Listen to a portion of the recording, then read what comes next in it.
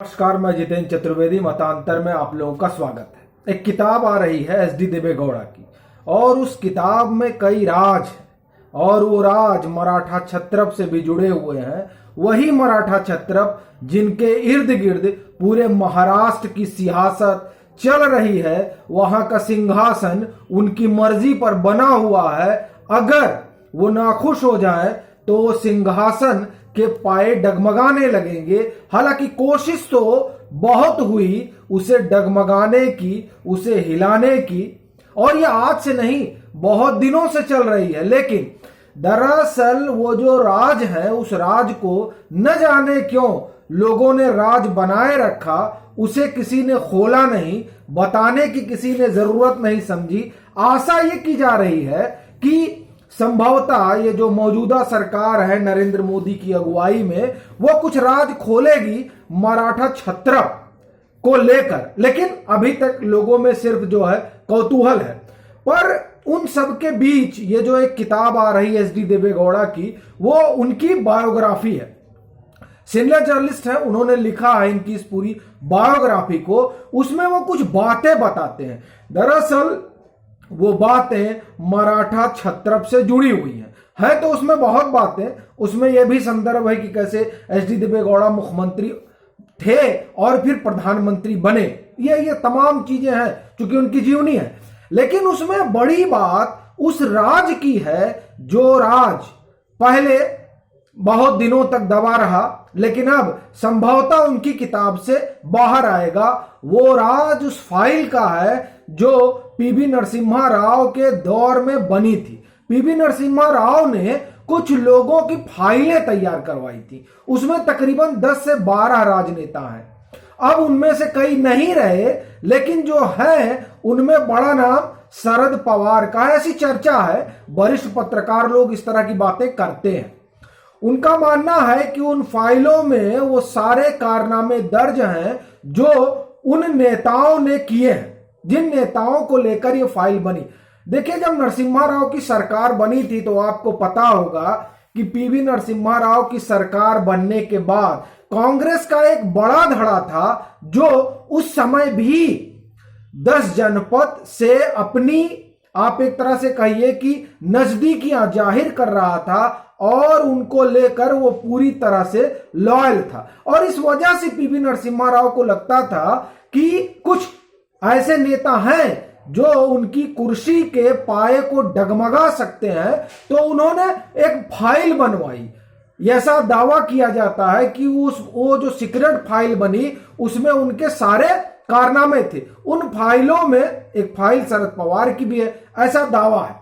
और इस तरह के जो प्रमाण अब आएंगे संभवतः वो एस डी देवेगौड़ा की किताब में आएंगे कि दरअसल वो फाइल क्या थी। लेकिन जो कहानी है वो कुछ इस तरीके की है कि पीवी नरसिम्हा राव ने वो फाइल बनवाई, और जब मान मनोबल के बाद एस डी देवेगौड़ा प्रधानमंत्री बने तो नरसिम्हा राव ने उनसे कहा कि मैं तुमको कुछ फाइलें दे रहा हूं, किसी अपने विश्वास पात्र अधिकारी को भेज दो और उसको मैं फाइलें दे देता हूं, ये तुम्हारे बड़े काम आएगी।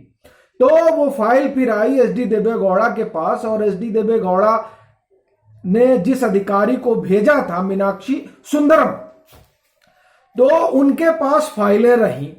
फिर जब अटल बिहारी वाजपेयी की सरकार आई तो वो मीनाक्षी सुंदरम ने कहा कि ऐसा है, अब आप ये फाइल ले लीजिए।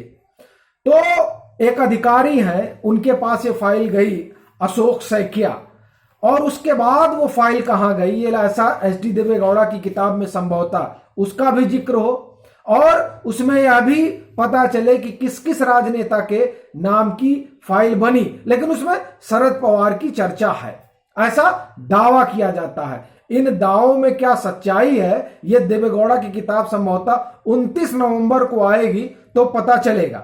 लेकिन बड़ी बात यह है कि पीवी नरसिम्हा राव ने ही एनएन बोरा कमेटी भी बनाई थी।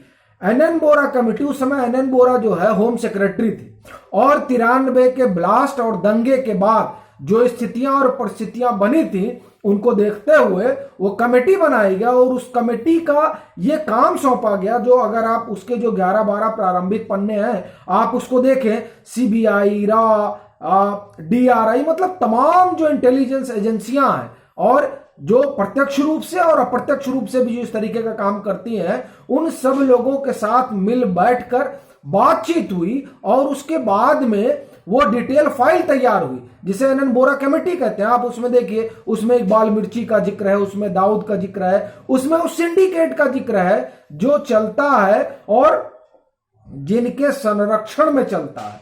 असल में वो जो रिपोर्ट है, वो रिपोर्ट एक मुकम्मल रिपोर्ट है राजनेता अपराध के गठजोड़ की।